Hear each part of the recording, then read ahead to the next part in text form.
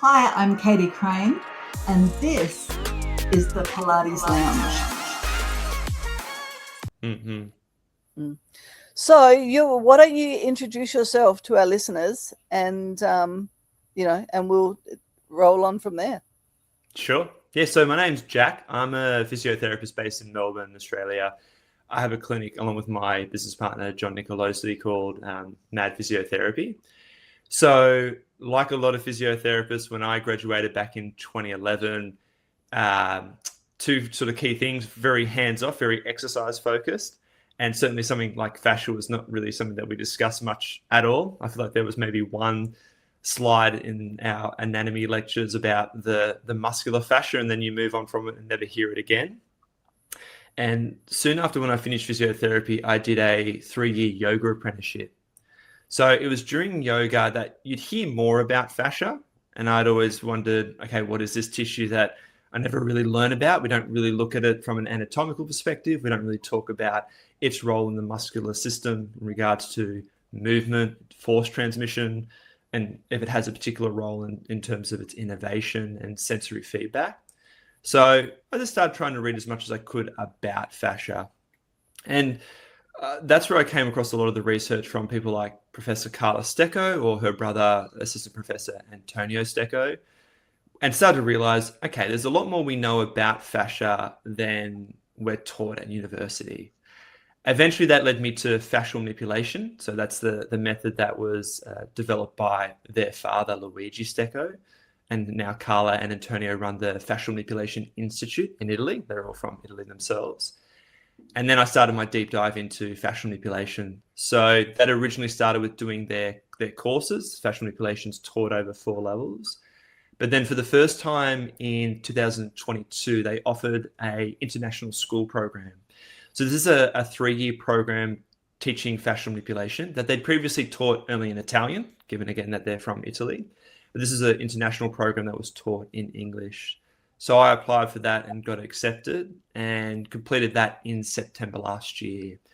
So that was a program whereby it was a hybrid format. We did a lot of online learning, but then we would go to the institute in Padua in Italy 3 times a year over 3 years. So I've been to Italy 9 times over the last 3 years, which I know sounds very luxurious, but I can tell you now the novelty of flying from Australia to Italy, that often definitely wears off. And along that journey, back in 2023, I actually got nominated to become a fascial manipulation teacher. So I started that journey back in 2023, of which I finished also last year in 2025. So prior to that, there was a teacher that was coming to Australia once a year to teach the level 1 course. But now I'm obviously very heavily involved in doing a lot of teaching of fascial manipulation, and I'm doing a lot of presenting. So presenting to all the big organizations across Australia, whether that be in physiotherapy, osteopathy, chiropractor, myotherapy, even for remedial massage therapists. And here I am today talking to you. Sweet. So you want to maybe introduce fascia to our listeners, just because Sure. I don't know who's listening out there, but let's go back to the beginning so that people have a clear understanding of it.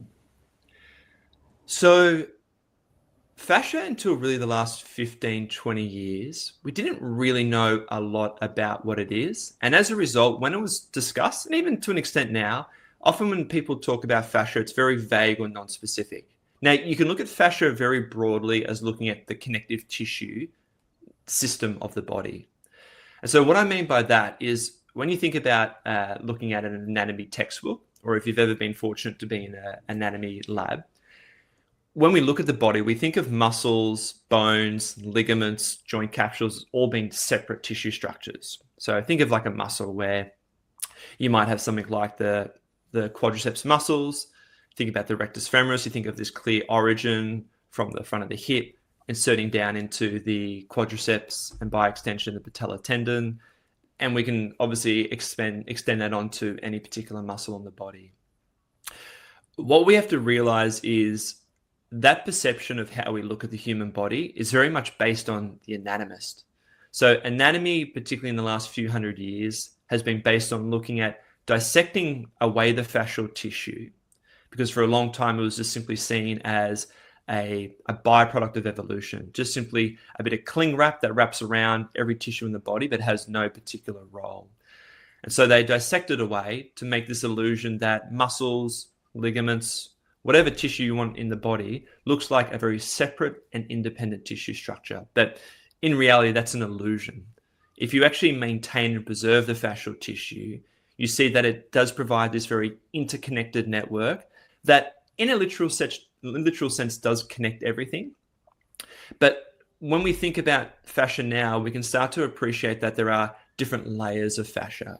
And this is where I think we're starting to get much more nuance with the conversation of fascia, where we have the deep muscular fascia, which is I think what a lot of people think of when you think about the fascial network, the layers of fascia that then help provide an understanding of how the muscular system is continuous. But we also have different layers of fascia, that being the superficial fascia underneath the skin, where we find things like our lymphatic system, our subcutaneous adipose tissue. We find all the cutaneous nerves that innervate the skin. We also have things like our visceral fascia, so the fascia surrounding each individual organ and also providing continuity between different organs in the body. And we also have things like our vascular and neural fascia. So whether that be related to the central nervous system, when you think about things like our meninges, but even within our nerves, within our peripheral body, that things like the paraneural tissue, and then even things like the adventitia that surround our vessels. So when you think about fascial tissue from the micro level, if you're looking under a microscope and seeing each little muscle fiber surrounded by the endomysium, to much more of a macro level, when you look at the whole muscle surrounded by the epimysium, or even more broadly, the aponeurotic fascia that surrounds a lot of our muscles and provides essentially like a stocking within our body. In addition to then things like our visceral, our superficial fascia, or even our neurovascular fascia, that there is this continuity and interconnections between the body. All right. And so does that structure of fascia change depending on whether it's the muscular fascial or aponeural fascia? How does that differ? Yes. Yeah, absolutely. So if we focus on the muscular fascia, so I remember back at university when I was studying physiotherapy, you got that one lecture slide that looks at the cross-sectional area of a muscle. And so if you think about the individual muscle fiber, it's surrounded by the endomysium. If you get a bunch of muscle fibers together to form a fascicle, you have the perimysium. And then surrounding the whole muscle, you have the epimysium. We also have another fascial tissue called the aponeurotic fascia. And this is a fascial tissue that's often forgotten about. So the aponeurotic fascia is different to an aponeurosis. So a lot of the time when people will confuse those two things, an aponeurosis is a flat tendon. So think of in your biceps, you have a tendon that inserts into the radius, but you also have what's called the lacertus fibrosis, this flat tendon sheet, the aponeurosis, which is an example of a aponeurosis itself. The aponeurotic fascia is a tissue layer that sits adjacent to the muscle. So imagine like here's the muscle, we have the overlying epimysium, then we have the aponeurotic fascia overlaying that, and they are tissue structures that sit separate to each other, but we'll see that there actually are expansions between it. So to give you an example, think of the iliotibial band, so the fascial tissue on the lateral thigh. When we look at an anatomical textbook, you think of the iliotibial band as being this separate tissue structure. But in reality, it's just a thickening of what's called the fascia lata, the aponeurotic fascia that surrounds the thigh. So think about your thigh, think of the quadriceps, hamstrings, adductors. Surrounding the whole compartment of the thigh, we have the aponeurotic fascia called the fascia lata. The iliotibial band is just simply a thickening of that. That fascia lata continues down into the lower leg to form what's called the crural fascia. And then that blends down into the foot to blend into the plantar fascia, which most of us have heard of, and then also the dorsal fascia on the top of the foot. That aponeurotic fascia, essentially like a stocking that covers our whole leg, we find a similar arrangement in our arm. So we have the brachial fascia of the arm that blends into the antebrachial fascia that blends into the palmar and the dorsal fascia of the hand. And then in the trunk, we have different aponeurotic fascia. Through the abdomen, we have the rectus aponeurosis. Through the lower back, we have the thoracolumbar fascia. And the thoracolumbar fascia is an aponeurotic fascia that a lot of people have heard of, because if you dissect away the aponeurotic fascia, you lose the origin and insertion to a lot of muscles. Think of things like the gluteus maximus, latissimus dorsi, the trapezius, serratus posterior inferior, transversus abdominis, to name a few. And if you think about the thoracolumbar fascia, that's a tissue that, because it's so intimately connected to other big muscles in the spine, it helps us to understand that continuity of muscles like the gluteus maximus and the contralateral latissimus dorsi that forms that short spiral that crosses the back, connecting the shoulder and the hip. In reality, though, when you preserve that aponeurotic fascia through the arms and the legs, we can understand and appreciate that there is continuity that extends much further beyond, say, those two muscles. So if we look at, say, the latissimus dorsi and the pectoralis major, we see that it has a lot of what are called myofascial expansions. So essentially expansions of the muscle that blend into the aponeurotic fascia of the upper limb. And similar to when you think about the lower limb, the gluteus maximus, about 80% of its fibers insert into the aponeurotic fascia of the lower leg, specifically the intermuscular septum of the leg, and then even to an extent things like the iliotibial band. So the thing that's often missing when we think about the muscular fascia specifically is that aponeurotic fascia, that tissue structure that sits parallel to the muscle. But even though it sits parallel, we see that there are these expansions of the underlying muscle into the aponeurotic fascia that allow us to appreciate that continuity within muscle and fascial tissue. And there's obviously different models that you'll see that help to understand that continuity of muscle and fascia. I think like one of the most popular ones is things like the anatomy train stuff from Tom Meyer's work. Mm-hmm. In fascial manipulation, what's preserved is that aponeurotic fascia through the arms and the legs that helps us to understand that very intimate connection between muscle and fascia that forms the things like the fascial planes. So that is the continuity of muscles and fascia. But we can also see more complex organizations of muscle and fascia too when we think about the spirals. So if you look at the aponeurotic fascia and the superficial layer, you can see that there is collagen fibers that literally spiral around our arms and legs and then connect the upper limb to the lower limb, crossing the body. And also things like diagonals too, which are fascial layers between the planes. And so what is fascial's role in the body? So fascia has a few key roles. Now, one of them is simply just force transmission. So when you think about muscle contraction, again, going back to that oversimplistic idea of looking at the musculoskeletal system, we think of a muscle having this very clear origin and insertion. So when a muscle contracts, it just simply contracts, it transmits forces from the tendon into the bone to create movement. And by no means is that not incorrect. That is true. But in reality, when you start to appreciate the continuity of muscle to surrounding fascial tissue, including the aponeurotic fascia, we see that even from a simple muscle contraction, about 30% of the force is transmitted into that adjacent aponeurotic fascia.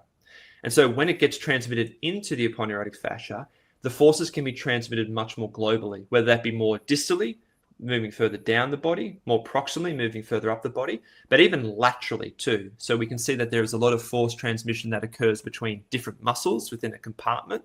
So different muscles that work synergistically. Think about things like the quadriceps muscle, think about the calf complex with the gastrocnemius and the soleus. We see that there is transmission between muscles as well that helps to distribute forces more broadly. And as a result, when we think about movement isn't just simply about forces being transmitted from the muscle to the tendon. This becomes much more evident when you think about more complex movement. So think about tasks like walking, and even more evident when you think about things like running, jumping, throwing a ball. When we start to do more complex movements, we're moving multiple parts of our body. So think about when you're walking or running, you're coordinating moving your arms with your legs. When you're thinking about jumping, you're thinking about trying to quickly lower the body down and jump off the ground, I should say. When we're doing these more complex movements, the fascial system has a very fundamental role in being able to transmit forces through the body. So when you think about something like running, when we're sprinting as fast as we can, each time we hit the ground, we're putting about 4 to 5 times our body weight through that ground reaction force. And so when you think about that, 4 to 5 times our body weight is a huge amount. Our muscles are not able to tolerate such high magnitudes of forces. And so the way that we are able to tolerate and dissipate those forces through the body is through our connective tissue. So we see that our tendons certainly have a really fundamental role in that. So things like our Achilles tendon is particularly important. But again, thinking about that fascial network from the intramuscular fascia at the level of the endo-periepimysium, but even more broadly through that aponeurotic fascia, it helps us to distribute forces very globally through our body. It also works from the other perspective too. When you think about something like running, when we run, we move our arms. And why do we move our arms? We move our arms to be able to create forces through our upper limbs, and through that fascial network, distribute those forces through our trunk, through our lower limb, to create more forces down into the ground, to create more force output. So our fascial system, when we start to do more complex tasks and when we start to do more higher velocity tasks, it essentially acts more like a spring. And we see this very evident in tendons. So when you think about doing a running or jumping, we see tendons like our Achilles tendons simply act like a spring. They lengthen to absorb that force, and then they shorten to distribute that force back into the ground. And what we see actually when we look at the muscle is the muscle just acts much more isometrically. So it doesn't necessarily change length so much when you're doing running. It just stays isometric as the tendon lengthens and shortens. And our fascial tissue more broadly also does the same thing, to be able to absorb those forces, distribute it more globally through the body, and then also through coordination of our muscles and fascia, distribute that back into the ground to become much more energy efficient. So it has a very fundamental role in force transmission, force dissipation, and also force creation, particularly during high velocity contractions. The other big role that our muscular fascia has, though, too, is we can very much think of fascia as our sensory organ of the body. So think about muscle as the output. Muscle contracts to create movement or to coordinate tension within the fascial network. And fascia is our sensory input. So to understand fascia's role as a sensory organ, we need to understand 2 things. One, it's very, very highly innervated. So our muscular fascia has a lot of free nerve endings that have 2 roles. They have a role in proprioception, so providing sensory feedback to help understand where there is tension in our body. And it has a role as potentially creating pain too. We see that those free nerve endings can create nociception, pain. We also see in particular parts of our fascia, particularly our aponeurotic fascia and what are called our retinaculum. So the retinaculum are thickenings that we find around our joints. So we have retinaculum around our wrists, we have retinaculum in our hands, around our ankles and feet. They're very, very highly innervated in what are called encapsulated mechanoreceptors. So things like Ruffini and Pacini corpuscles. I know some of the listeners might be going, what the hell are those? With these little mechanoreceptors called Ruffini and Pacini corpuscles are very highly specialized proprioceptors. So if you look up Ruffini or Pacini corpuscles, you see that proprioception is their role in the body. And so we find these particularly around our joints, because when you think about proprioception, we typically think about joint stabilization and we think about joint positioning. So it's the fascia surrounding the joints that has a really important role in monitoring tension created from movement to provide that feedback to our central nervous system that helps to coordinate muscle contraction.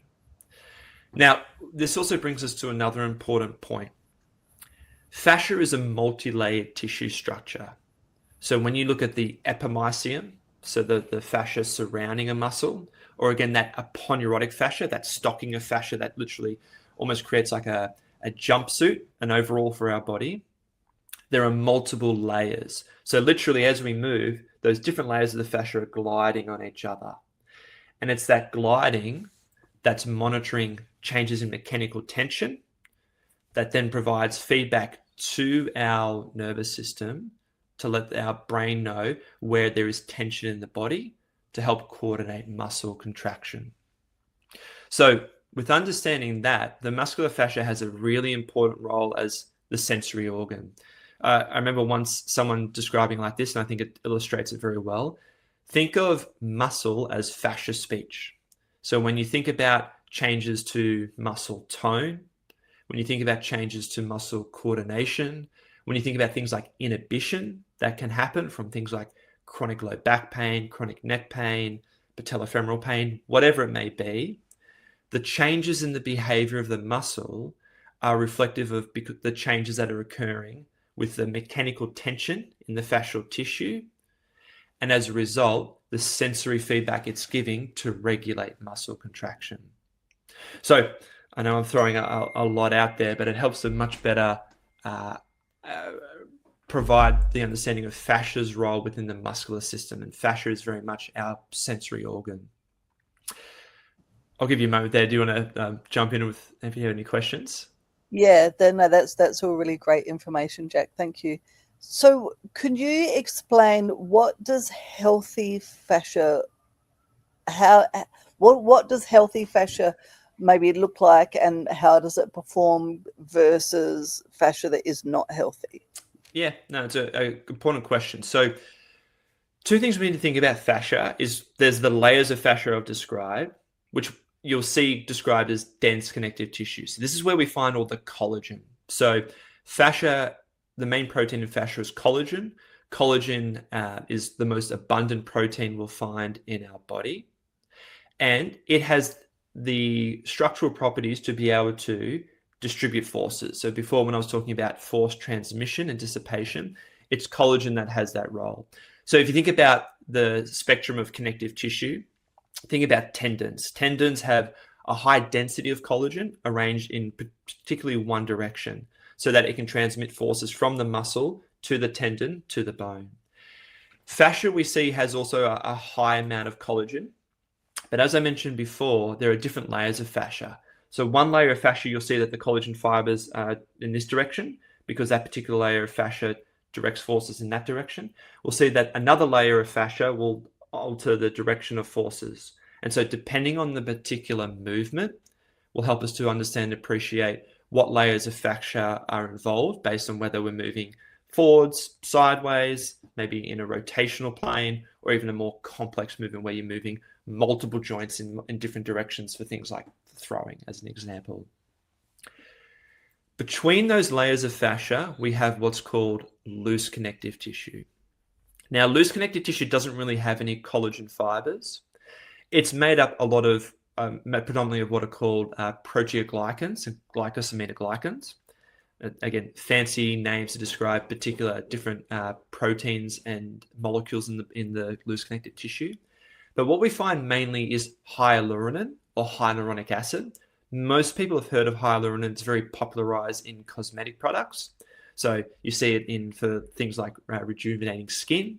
And we find hyaluronan abundant at any interface. So we find it really abundant in our joints. And in fact, some people have probably heard of things like hyaluronic acid injections into the joint.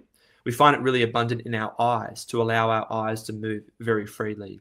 And we find it very abundant within those fascial layers. And the reason why we find it really abundant in those fascial layers is hyaluronan is very hydrophilic. So what that means is it binds to water. And when it binds to water, it creates this lubricant-like substance, this watery lubricant-like substance that allows that gliding to occur in a very frictionless environment. And so ideally, as we move, the layers of fascia are gliding very easily, very smoothly, so make sure that there is no friction. And as a result, it's able to monitor the mechanical tension to provide that normal sensory feedback to regulate normal movement. And at the same time, too, not create too much tension that can then create pain within the fascia. And so when we think about healthy fascia, we're thinking about the dense layers of fascia having good collagen structure, and then the loose connective tissue between being in that lubricant-like state. And this then helps to understand what can change in the fascia. So a lot of the time when people think about changes in fascia, they think about fibrosis or scar tissue. And fibrosis or scar tissue is when you see collagen fibers get laid down in a really disorganized and with a lot of cross links and crossing over. And this will occur very commonly, say, following a significant surgery. So if you've had a big surgical incision, when you cut through the layers of fascia, you can then start to see scar tissue forming. Now, thankfully, this doesn't happen as much nowadays because a lot of surgery is keyhole surgery. They make very small incisions, often following the collagen fibers to minimize the amount of scar tissue. But you still certainly will see scar tissue develop, particularly if it's a big surgical incision. It can also happen from injury. So if you have a really significant fracture, a really large soft tissue strain or sprain, where there's a big disruption of collagen fibers, you can start to see that when the collagen fibers start to come back together, they're a little bit disorganized and form fibrosis. But the other thing that can change in the fascial tissue is that the loose connective tissue, in that watery substance. And in fact, this is where we see changes occur much more quickly and much more frequently. And what can happen is that loose connective tissue can change its viscosity. So what I mean by that is that watery-like substance becomes much more like a glue. And when it becomes more like a glue, that amount of gliding that can occur within those fascial layers becomes much more friction, and it creates a reduction in that gliding. And we can actually see that under things like ultrasound. So if you have an ultrasound over layers of fascia and you get someone to move, we can see that it doesn't really move as much compared to someone who's got normal loose connective tissue where you see that gliding. And that's what's called a densification. So a densification is something that we've really better understood in the last 10 years. And this really comes back to the work of people like Carla and Antonio Stecco. And it's something that occurs very frequently because we can see changes in the loose connective tissue happen very quickly from immobilization or reduced movement. So think about if you've had a broken bone, an ankle sprain, even something like a muscle strain or following surgery. There's a period where you might be immobilized or you certainly don't move that area of the body as much. And so we see that one of the really important things for fascia is we need to maintain gliding really regularly to maintain that healthy loose connective tissue. But if we reduce that gliding or reduce that movement over time, the tissue gets stuck because of a densification. And in reality, a lot of us develop densifications too because of poor posture. We're not moving through large ranges of movement. We might be doing repeated activities that overload the fascial tissue and cause the pH, the acidity of the tissue to lower, which can also form a densification. So movement, minimal inflammation or inflammation that's resolved quickly, so avoiding chronic inflammation, and related to that, making sure that we don't lower the pH are all really important things to maintain a healthy loose connective tissue.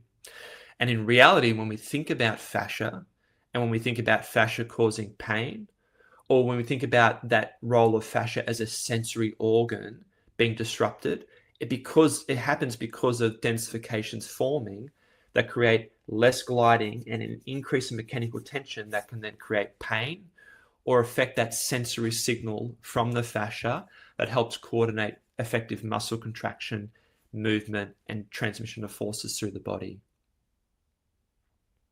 And what about like aging, Jack? Because if I look at a baby bounces when they fall on the ground compared to an elderly person that doesn't have any bounce at all, how does our fascial structure change as we age? And is that associated with collagen, like the way that our collagen changes, or what's that all about? So both. So when you think about a baby, in fact, I've got an 8-week-old son myself, so I'm watching his development over time. When you think about a baby, the collagen within their fascial layers is not really well formed. And that's reflective of the fact that their movement is not very good or coordinated as well. If we think about the other end of the spectrum quickly, so in an adult, and particularly the older you get, because of the development of movement from lifting your head up to pushing yourself up to crawling to walking to running, and then depending on the activities that you do in your life, the collagen that's laid down, whether you've been running your whole life, you've been throwing a ball your whole life, you've been doing sagittal plane running, you've maybe been doing change of direction because you play footy, rugby, whatever it is, lays down the collagen fibers in our body based on where the mechanical forces are applied in the body. As you get older, the collagen tissue starts to become more, form more cross links. So literally crossing over. So it's almost like it's not necessarily fibrosis, but it's more crossing over that creates more stiffness in the fascial tissue. And it reduces the ability of the forces to be transmitted through a layer of fascias effectively. So we see that the dense connective tissue becomes changes and becomes more disorganized and more rigid and stiff. We also see a change in the collagen, different types of collagen. So the main types of collagen in our muscular fascia are type 1 and type 3. So type 1 has a lot more stiffness than type 3. And we start to see that as you get older, we see more collagen 1 fibers and also less elastin, so less more of those elastic fibers in it as well. When you look at the loose connective tissue, so that substance between the layers of fascia, we also see that change over time as well. So going back to looking at the loose connective tissue, remember hyaluronan, the main molecule, and it typically binds to water to create that lubricant-like substance. As you get older, we see more hyaluronan within the loose connective tissue. And when I talk about a densification, specifically what happens with a densification is we see hyaluronan start aggregating to itself and not binding to water. So you can actually see this under certain imaging where you can see a change in the amount of bound versus unbound water. So ideally, we see bound water. It's bound to hyaluronan to create that lubricant-like substance. But in a densification, you see that hyaluronan aggregates to itself and you see unbound water. And when you get older, we see an increase in hyaluronan that predisposes an individual to have more hyaluronan aggregating to itself. And as a result, you see less gliding of fascial tissue. So one of the things that we see as we get older is a change in the dense connective tissue with the cross links forming in the collagen. And we see a change also in the loose connective tissue with an increased abundance in hyaluronan that will change that viscosity and reduce that gliding. And so at the other end of the spectrum, when you think of a newborn, newborns will have those layers of fascia, but the actual collagen fibers are not that well formed yet because we need mechanical forces through our body to lay down collagen fibers based on the particular movement and the direction of forces that are being applied. So in a baby, you'll see really normal gliding, and you can develop densifications within a newborn. I've checked myself in my young one, but the organization of the fascia within the fascial planes takes time to develop. And it's very interesting to note that there is certainly a correlation between the organization of fascia with the development of movement. And so think about with a baby, and as they get older, one of the things that we really develop is an ability to create fine motor control to be able to, say, grasp an object. That's obviously a really fundamental thing about being a human. That, and obviously then being bipedal. So eventually being able to stand and really be able to coordinate moving our feet, keeping our center of gravity over our base of support, and making sure that we get that effective sensory feedback from our feet to make sure that we know where our lower legs are relative to our trunk. And when we think about that evolution of movement from a newborn to a toddler and then to a child, of course, we see that the fascial tissue becomes more organized. And what we see with that too, and I briefly mentioned this before, we start to see the formation of the retinaculum. So what are the retinaculum? The retinaculum are thickenings of that aponeurotic fascia. So again, think about that sleeve of fascial tissue. Around our joints, we see the aponeurotic fascia thicken to form the retinaculum. And that's where we find those really specialized proprioceptors, that's Ruffini and Pacini corpuscles. So as the retinaculum forms, it allows us to create the much more complex and nuanced movements and be able to do things like opposition and grasp objects, to be able to manipulate the physical world with our hands. And then also when we think about the retinaculum of the feet and the ankles, the ability to be able to effectively coordinate and position our feet to make sure that we can walk effectively and move our body through the physical world as well. So that sort of describes that spectrum from newborn to elderly. Changes definitely happen within the dense and the loose connective tissue. And as we get older, one of the things that we're predisposed to is the fascia becoming much more stiff, and we see less gliding over time too, which certainly can be something that's contributed to things like changes in our balance, which is obviously really important in older adults, changes in potential more predisposition to pain from the fascial tissue. And then, as you mentioned before, when you're thinking about how we can see changes in the stiffness and rigidity in our body, or the ability to be able to absorb forces as we get older, because we lose that elasticity to be able to use our fascia like a spring, to be able to transmit and dissipate those forces more globally, which becomes more compromised over time. And that sort of helps us to understand too fascia's role in making sure that we minimize high peak concentration forces in our joints, because obviously as we get older, one of the things that we're predisposed to is things like osteoarthritis or just degeneration in our joints overall. And if we lose that ability to be able to dissipate forces within our fascial tissue, that means that we're going to see higher peak concentration of forces in our joints as well. And it's interesting to note that there's been some interesting research from the Stecco group, specifically Katerina Feder is one of the researchers who works closely with Carla. They've done some interesting research of looking at the association between changes within, say, our hip joint with things like degeneration or osteoarthritis, and increases in stiffness and rigidity within our iliotibial band. And in fact, we see that those two are very correlated. So an increase in degeneration, an increase in stiffness of the IT band. Now, it's just an association study, an observational study, so we don't know really cause or effect, but we certainly see a correlation between the two. In reality, it's most likely the fascial tissue that becomes stiffer first, because the fascia can change its stiffness much more quickly than the joint can degenerate. But that's just purely, my opinion. We don't really have the evidence to highlight that it's that direction that occurs.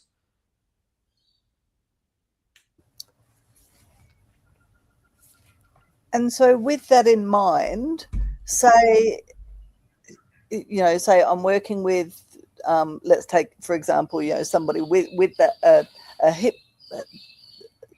a hip issue, and we can see that they're getting really stiff through that ITB.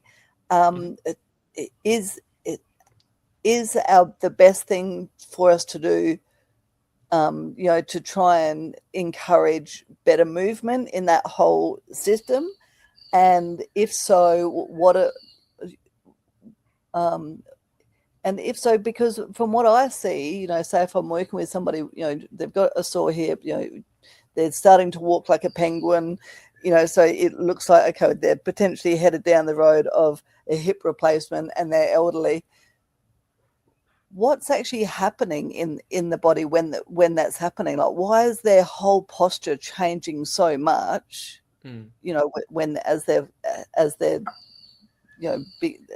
dealing with more and more pain. Like, is it the degeneration that is causing those postural changes?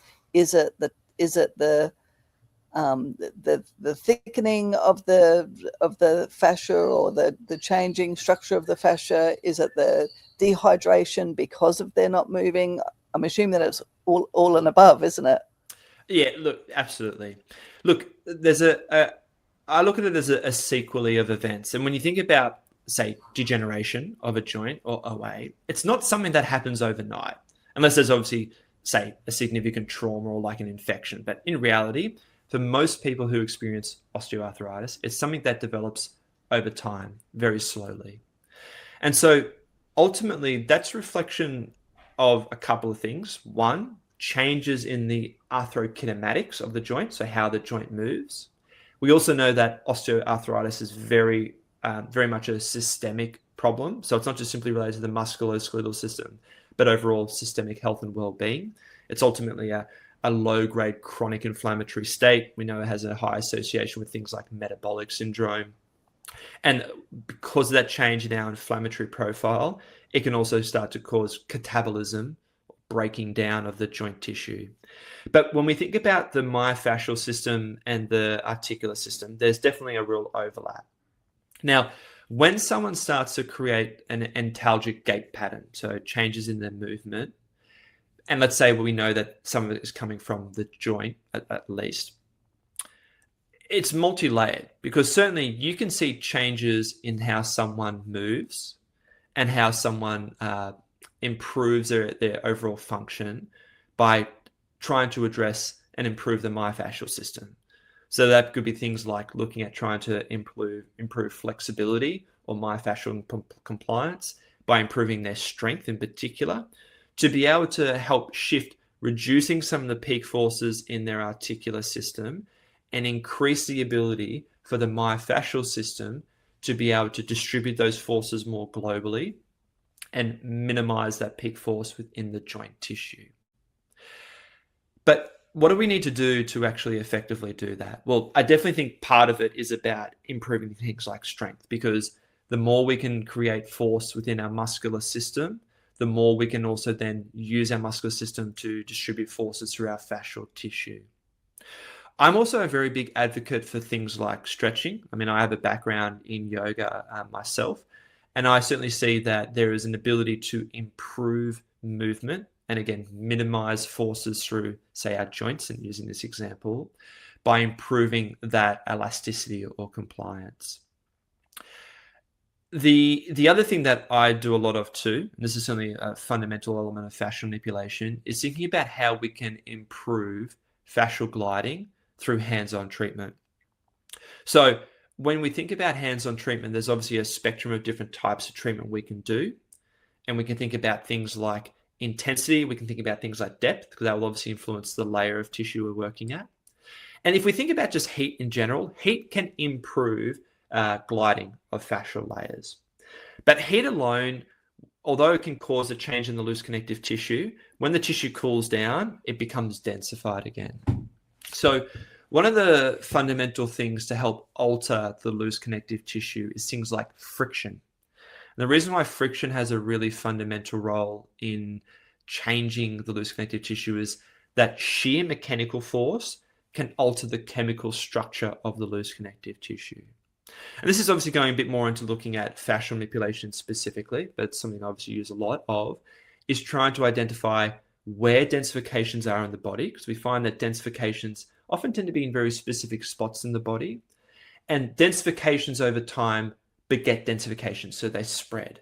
So we can see that densifications will form within a particular pattern, often through like a fascial plane, or could be a spiral or a diagonal, as we talk about in fascial manipulation. And that helps us to understand that we can see that a densification that doesn't just simply just form within a symptomatic area. So, if you've got, say, hip pain, it doesn't just simply form around the hip. We can see that densifications can form much more globally in the body. And certainly when you restore the fascial mechanics by identifying where those densifications are and restoring that gliding, that's when you can also see very significant improvements, very acutely too, within movement. And the reason being is when you restore that gliding, it can reduce the element of pain that's generated from the fascial tissue, because even with things like osteoarthritis, there's often layers to what generates their pain, from the articular system to the myofascial system. So we see that reduction in pain. We can also see an improvement in gliding that helps them transmit forces more effectively through the fascial tissue, that then again reduces those peak forces in the joint tissue.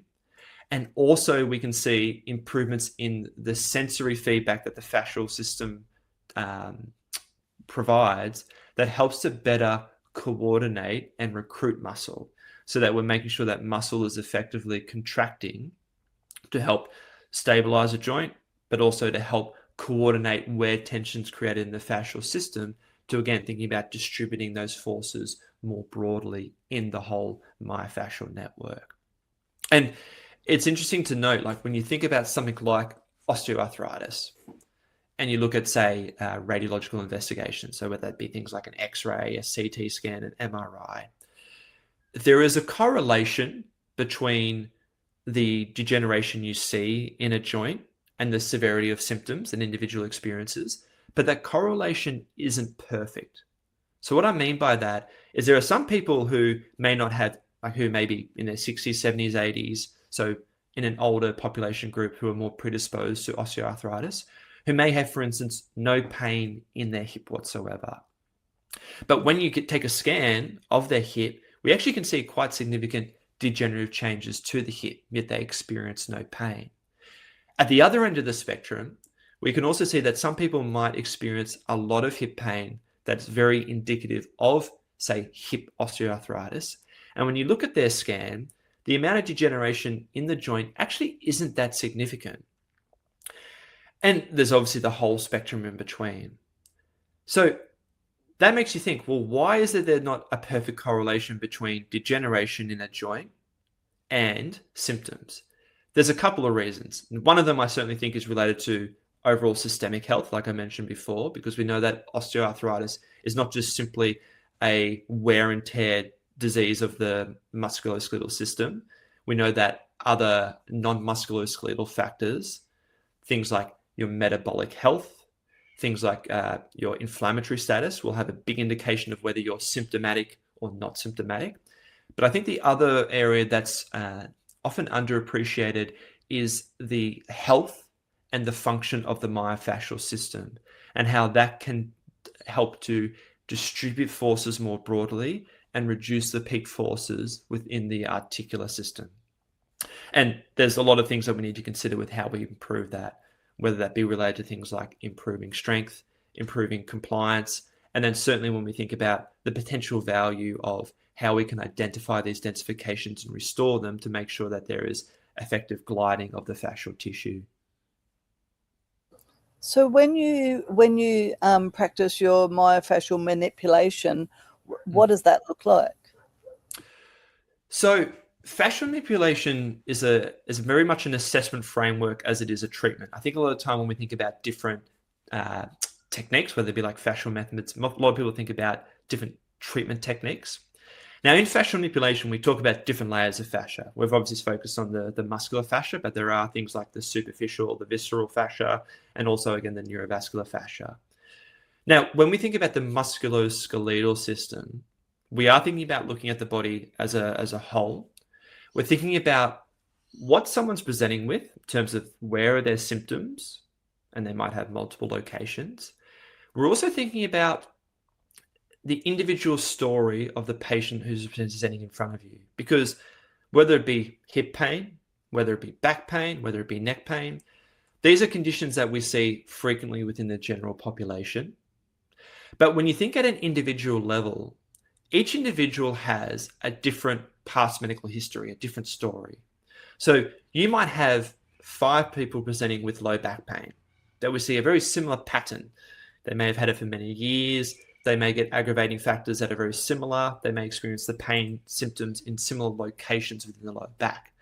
But each individual has a slightly different history in terms of what preceded the onset of their back pain. Because a lot of back pain, a lot of hip pain, a lot of neck pain, it's often very much an insidious or a gradual onset. There obviously are situations where someone develops back pain following, say, a motor vehicle accident, where they may have, say, fractured a vertebral body or a spinous process. But for a lot of us, they develop pain much more gradually. A lot of people you talk to, I've had back pain for 10 years. Was there any particular trauma associated with it?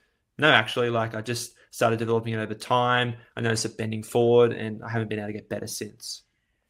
But the thing that we see that varies from person to person is, well, what is it in your past medical history that may give us clues of where there may be changes within your fascial gliding, your fascial mechanics, that's contributing to your low back pain or hip pain? And when you think about it, some people may have had recurrent ankle sprains. Some people may have fractured their shin. They may have had an ACL reconstruction. Maybe they've had a total hip joint replacement. Maybe they've had recurrent shoulder dislocations. The list of musculoskeletal injuries can be very extensive and will vary person to person. So when you take a step back, those old injuries where we've had a broken bone and we've been immobilized, where we've had an ankle sprain, where you've had reduced range of movement and inflammation, where you've had an ACL reconstruction and from the surgery, again, you've been immobilized, you've had incisions into the fascial tissue. These are all things that can alter that fascial gliding and can cause densifications locally where that old injury is, whether that be down the lower limb, in the arm, wherever that may be.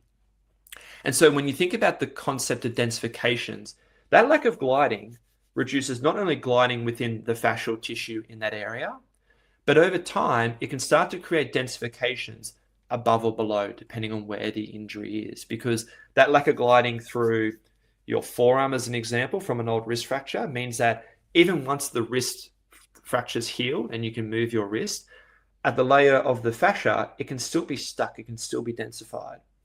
And that densification can spread because that lack of gliding through the forearm starts to affect the lack of gliding through the upper arm, in the shoulder, and then it can start to affect the amount of mechanical tension in the neck. So that old wrist injury, as using this example, that feels fine now, doesn't really cause us any issues. Maybe there's some issues. Maybe you feel like the wrist is a bit stiff. Maybe when you put weight through it, it feels like you're getting a bit of a pinching sensation. But overall, you don't really think about the wrist.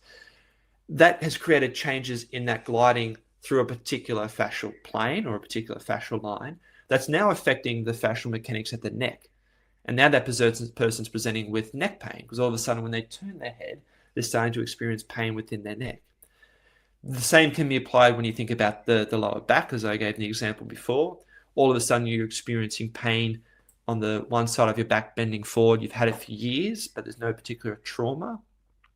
It could be related to the hip, and it even could be related to something like osteoarthritis, where although we can't necessarily cure the osteoarthritis itself, we can identify that old fibular fracture in your leg has created a lot of rigidity through the lateral sequence within the fascial sequence of the leg that's affecting the tension within the crural fascia down low through the iliotibial band, and now is affecting the mechanics of how your joints are moving or creating a higher concentration of forces within the hip joint.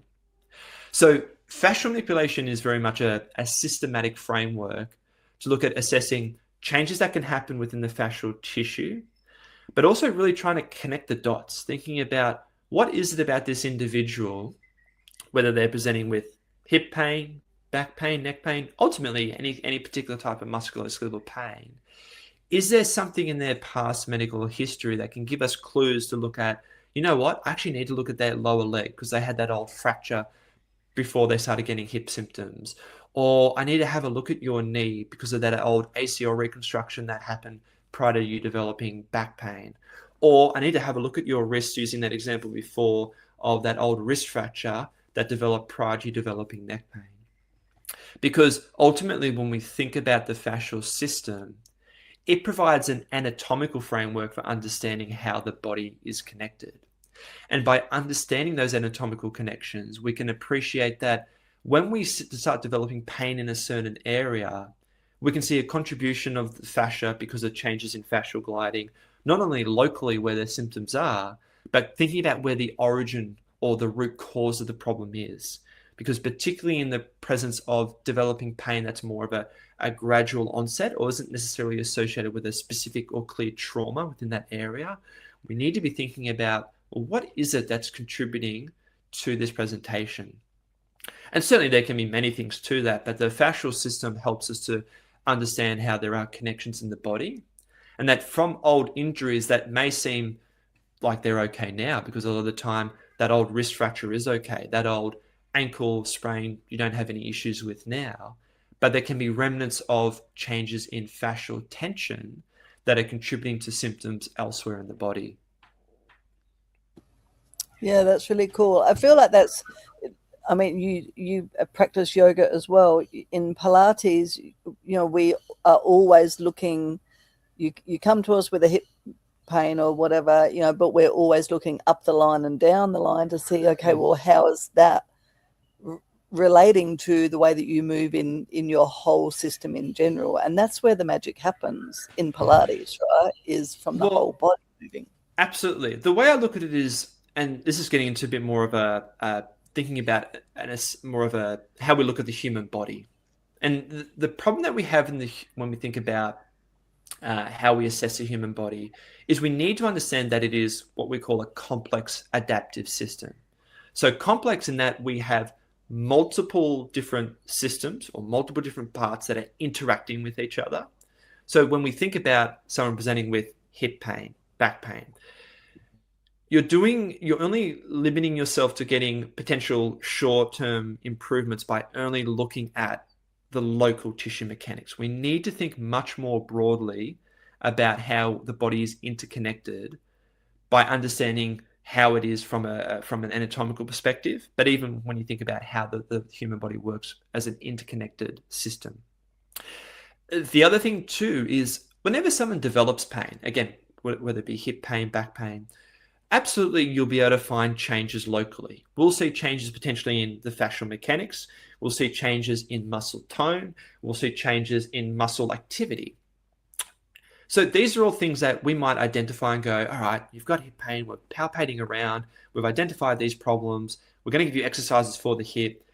And certainly you may see some improvements of that related to that. But the thing we need to consider is, are those changes locally where there's symptoms, are they the proximate or are they the ultimate cause? And what I mean by that is it the secondary or is it the primary problem? Because we know that whenever you experience pain, that there's going to be changes locally within how the joint moves, within how the muscles contract, within the muscle tone, to give some basic examples. And we can treat those, but what happens if they come back? And a lot of the time they will come back because if you're not looking at the body more globally and thinking about where the root cause of the problem is, that you haven't restored the whole system. And so ultimately, and there's obviously different frameworks we look at that, but with fascial manipulation, we're trying to think about creating a hypothesis to go, well, okay, I know I'm going to see some changes locally. I may need to do some treatment locally, but if I just treat locally, am I going to see a long-term effect? And I know for me personally, that was something that I found a lot of frustration with just thinking about trying to treat the symptoms locally, because ultimately a lot of the time you are just treating the symptoms, you're not treating the cause. So we need to develop a broader framework of how we look at the body as an interconnected interconnected system. And in that we can see that there is organization, because certainly we can use, going back to the beginning of this conversation, yes, we can say that fascia is connected and connects every part of the body. That's true. But there is organization in that. And we can find organization where we see changes within a particular fascial sequence or plane or spiral. And it helps us to understand current symptoms and prior injuries and how prior injuries may contribute to alterations in your fascial mechanics away from the symptomatic area. This is all such great information. I've got one more question. I've got to wrap up in a second, but I've got one more question. Does fascia have memory? Like, so for example, I work with, for many years, I worked with a guy who was a professional squash player, and he would come in and he would be like, so wound up, like literally walk in the door like his body is so torqued in one direction from always playing so much squash. And we would spend the whole session unwinding him, and he'd walk out relatively, straight again and feeling better, because he would get really sore being so wound up. But then that unwind wouldn't last for the whole week. He would kite surf and wakeboard and do all these other things, which were really dynamic exercises, but not in the same wind up as what squash was. But he'd every week come back wound up as if he's played 10 rounds of squash. Does fascia have memory, or what's happening there? So, I mean, it definitely has. We can look at this in a few different ways. When we think about the muscular fascia, let's start there. It certainly has memory, because when you think about the laydown of collagen, that's based on the mechanical forces applied to it. So your fascial system, in terms of the muscular fascia, is going to be organized, and it's going to have more density or more fibers oriented in one particular direction based on you as an individual. And that's related to your past history in terms of what you've done physically, in terms of sport, how you move, in terms of the particular patterns of how you coordinate movement in your human body. There are other factors too, like we see differences in males versus females based on hormonal profiles as a factor. Even like things too, when you think about old infections and things like that, that can potentially create changes in the fascial laydown and mechanics. So when you think about memory, I mean, a lot of the time when we think about the musculoskeletal system, people talk about muscle memory. I think it's actually much more fascial memory, because ultimately it's the fascial tissue that gets reorganized based on your particular movement patterns, your particular sports, your particular injuries that you've developed. Now, there's probably a bit more of a broad philosophical question to be had too about memory when you think about changes in the fascial tissue from maybe like non-physical factors too. So that could be related to maybe internal dysfunctions. So when you think about people who experience digestive issues, issues with their reproductive system, issues with their respiratory fascia, whatever it may be, of how that can change the visceral internal fascia, that can also then has very intimate connections to our muscular fascia as well. And that can certainly affect things like how we move, things like posture as well. And certainly we know that when you think about recurrent issues that people experience where they might have some liver dysfunction, whether that be things like cirrhosis as an example, we know that the fascia surrounding the liver becomes much more thicker and fibrotic. And that's correlated to the state of the health of the organ and to the particular pathology, if it's something like cirrhosis. And we have to appreciate that our visceral fascia is literally suspended within our muscular fascia. So when we start to see changes in the rigidity or the stiffness of our visceral fascia, that can alter the mechanical tension created on the muscular fascia and affect our posture as well. The other element then is the superficial fascia. So the superficial fascia is the fascia that's underneath our skin. And we know that the superficial fascia has particular roles. So we find our lymphatic vessels in our superficial fascia and our lymph nodes. We do find some in the deep fascia too. We see the subcutaneous adipose tissue. We see our cutaneous nerves. But we also know that the superficial fascia is intimately connected to our autonomic nervous system. It provides all the sensory feedback of the outside world to our autonomic nervous system to regulate things like our immune system, our metabolism, things like our thermoregulation when you think about changes in temperature. And so when I think about the superficial fascia and its relationship to the autonomic nervous system, it also makes you think about what other things can affect your autonomic nervous system. So I'm talking about things like stress, psychological emotional stresses too. Oh, right there. Yep. So I'm just noticing I'm getting a bit of feedback.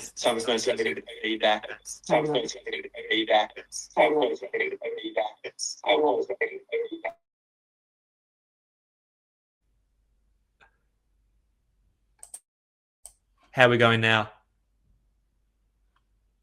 I think we're all good, yeah? You're just on mute there, Katie.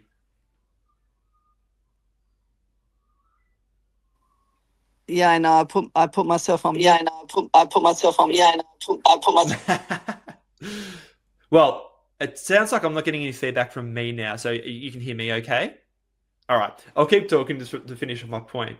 So I was talking about the relationship between the superficial fascia and the autonomic nervous system. So again, this is more of a anecdotal thing and theoretical, but it does help us to understand a potential link between our psychological or our emotional state to the fascia through the superficial fascia at least.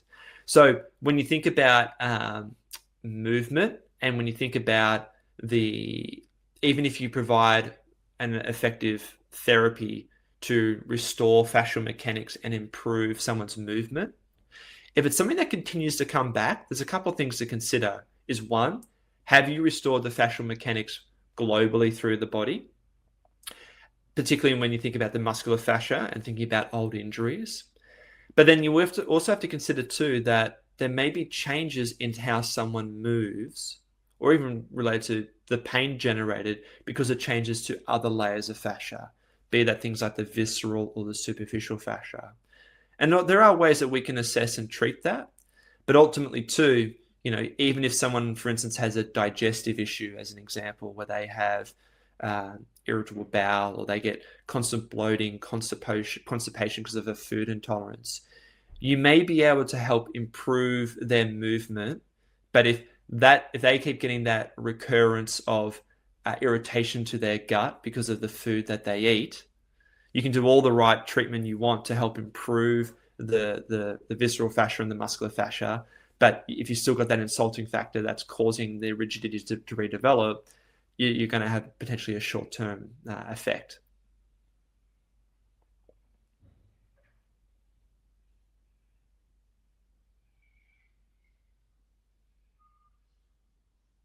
Yep, you're right there, Katie.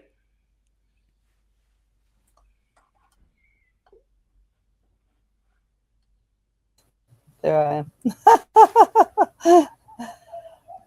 All right. So, yeah, I know. All right. That's all such fascinating information. So if people do want to learn more about fascia, because fascia is, I feel like for us as movement educators, it can be, to understand fascia better can really be a missing link. Like we learn basic anatomy when we start teaching Pilates. We learn muscles and joints and ligaments and bones, which is a really important foundation of our knowledge. But I feel like if we can understand fascia better, then we can actually understand the why behind what we're doing, and actually what's happening in what we're seeing is happening in the body, right? So if somebody wants to learn a little bit more, where do you think is a good place for them to start?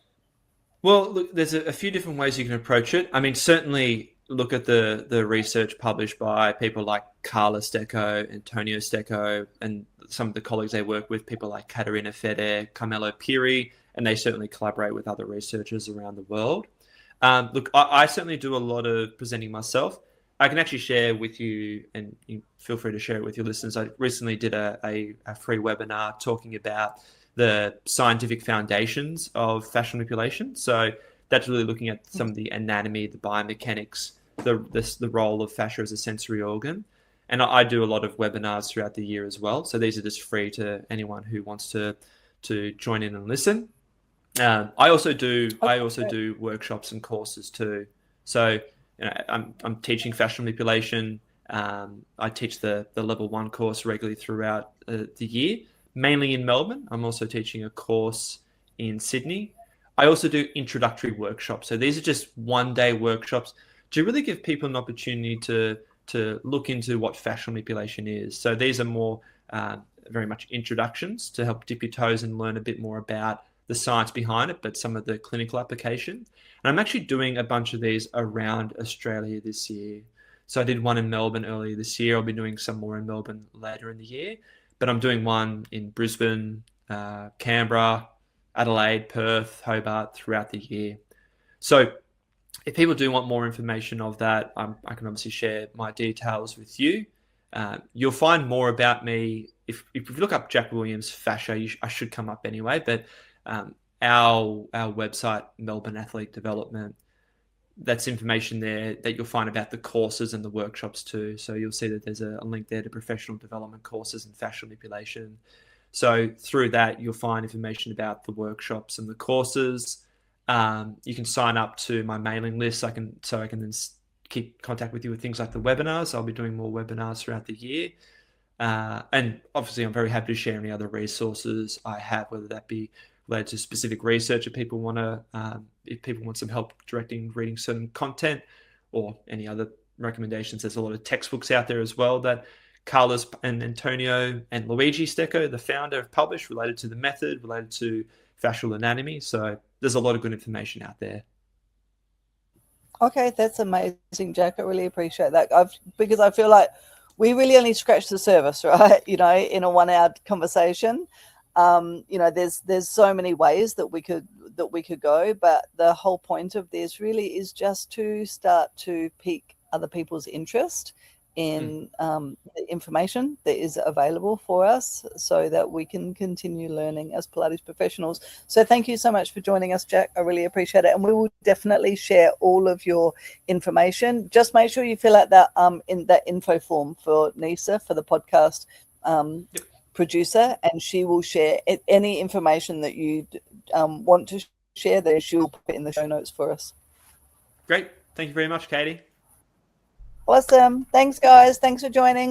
We'll see you next week on another episode of the Pilates Lounge podcast.